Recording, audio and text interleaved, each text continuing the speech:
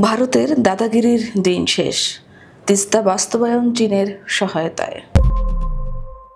তিস্তা নদীকে কেন্দ্র করে দক্ষিণ এশিয়ার ভূ রাজনীতিতে নতুন মোড় নিচ্ছে। এতদিন ভারতের একতরফা আচরণে জলবন্টনের ন্যায্য হিস্সা থেকে বঞ্চিত বাংলাদেশ এবার তিস্তা নদীর পুনরুদ্ধার ও উন্নয়নে চীনের সহযোগিতায় এগিয়ে যাচ্ছে। এই উদ্যোগকে ঐতিহাসিক বাঁক হিসেবে দেখছেন বিশেষজ্ঞরা, যেখানে ভারতীয় প্রভাবের বদলে প্রাধান্য পাচ্ছে বাংলাদেশ চীন অংশীদারিত্ব। সাবেক প্রধানমন্ত্রী শেখ হাসিনার ভারত পালনের পর বদলেছে কূটনৈতিক সমীকরণ। অন্তর্বর্তীকালীন সরকার তিস্তা নিয়ে নতুন দৃষ্টিভঙ্গি গ্রহণ করে ভারতকে উপেক্ষা করে চীনের সঙ্গে প্রকল্প বাস্তবায়নে অগ্রসর হচ্ছে।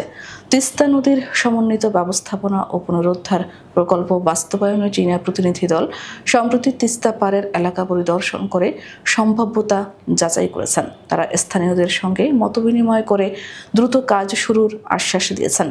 পানি সম্পদ উপদেষ্টা সৈয়দ রিজওয়ানা হাসান জানিয়েছেন, অক্টোবরের মধ্যে প্রকল্পের চূড়ান্ত ডিজাইন প্রস্তুত হবে। এতে নদী ভাঙন রোধ, কৃষি উৎপাদন বৃদ্ধি এবং জীববৈচিত্র্য সংরক্ষণে যুগান্তকারী পরিবর্তন আসবে বলে আশা করা হচ্ছে। 2011 সালে ভারতের পশ্চিমবঙ্গ সরকারের আপত্তিতে তিস্তা চুক্তি স্থগিত হয়। এরপর থেকেই বাংলাদেশ বিকল্প পথ খুঁজতে থাকে।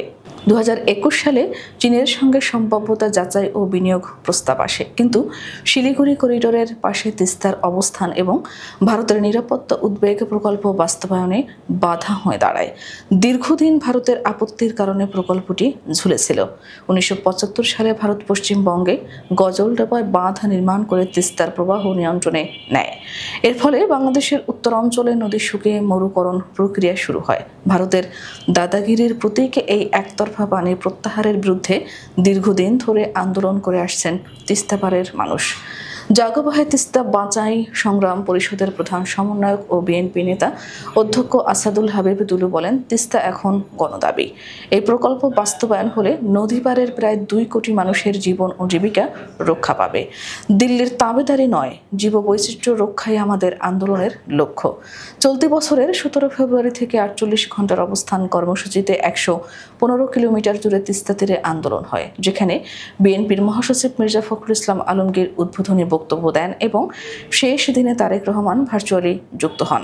পানি উন্নয়ন বোর্ড জানিয়েছে, তিস্তা নদীর ভবিষ্যৎ নিয়ে তিস্তা পাড়ের মানুষের মতামতকে গুরুত্ব দিয়ে পরিকল্পনা করা হচ্ছে।